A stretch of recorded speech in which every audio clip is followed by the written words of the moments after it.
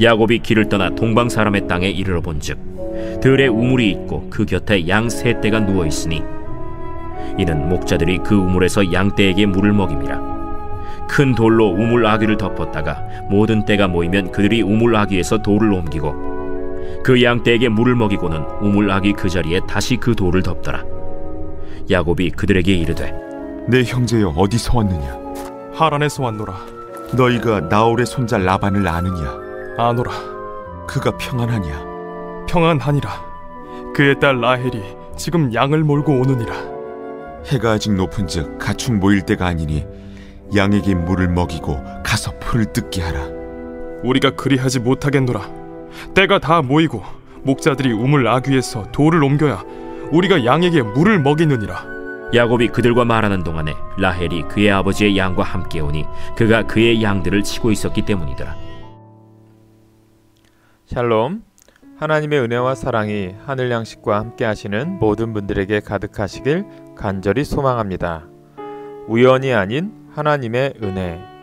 2019년 TV의 한 퀴즈 예능 프로그램에 가수 노사연 씨가 출연했습니다.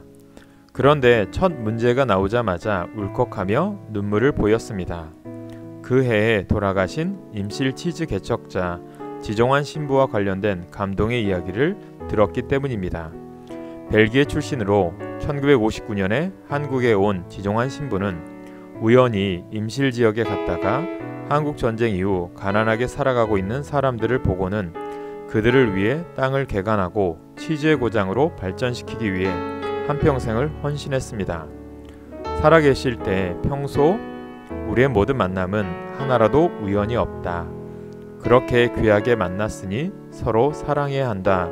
라고 말씀했고 장례식 때 노사연 씨의 노래 만남을 불러달라고 했다는 내용이었습니다. 오늘 본문은 야곱의 이야기를 소개합니다. 그는 하나님의 축복을 갈망했습니다.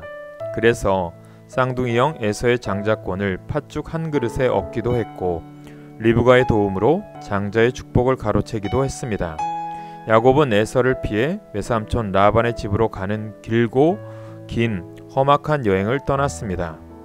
넓은 동방 땅에서 이름 하나만 가지고 사람을 찾는다는 것이 쉬운 일은 아니었을 것입니다. 그런데 야곱이 동방 땅에 도착했을 때 우연히 한 무리의 목자들을 만났습니다.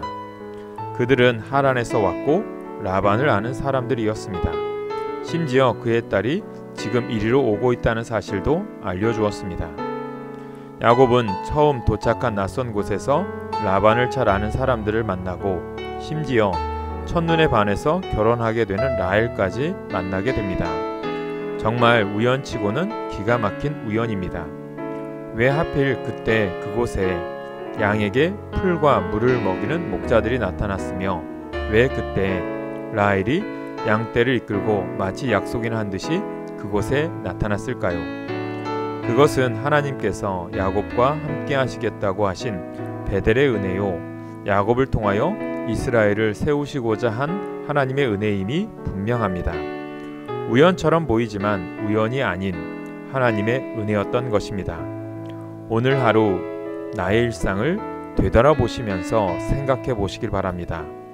그러면 오늘의 내가 있기까지 순간순간 우연처럼 느껴졌던 하나님의 은혜를 다시 고백할 수 있을 것입니다. 하나님은 언제나 우리와 함께 하시며 우리의 인생을 인도하십니다. 오늘도 우리 모두 우연 속에 숨겨진 하나님의 크신 은혜를 경험하며 살아가시기를 간절히 소망합니다. 오늘의 기도 제목입니다. 모든 것이 하나님의 은혜임을 고백하게 하옵소서. 믿음의 본이 되는 참된 크리스찬이 되게 하옵소서. 우리 교회 주님의 동역자와 일꾼을 보내주옵소서. 코로나의 확산이 그치고 이 땅의 아픈 영혼들의 치유와 회복의 역사가 일어나게 하옵소서. 기도하겠습니다. 언제나 우리와 함께 하신 하나님, 오늘의 내가 있기까지 하나님의 은혜 안에 살아왔음을 믿음으로 고백합니다. 우연한 만남과 사건 속에도 하나님의 섭리가 있었음을 고백합니다. 오늘 하루를 소중히 여기며 하나님과 동행하는 삶을 살게 하옵소서. 예수님의 이름으로 기도합니다. 아멘.